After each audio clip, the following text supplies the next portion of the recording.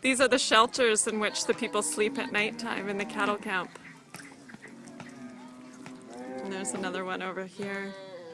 You can see there's so much smoke through the air. It's really dusty. There's ash flying everywhere and there's lots of smoke. It's really an incredible place to be. So many cows. These cattle camps have many tribal clashes. And quite often, many people will die as the two tribes come together to fight over cattle. It's a very eerie but interesting place. All the men carry spears for combat, for hunting.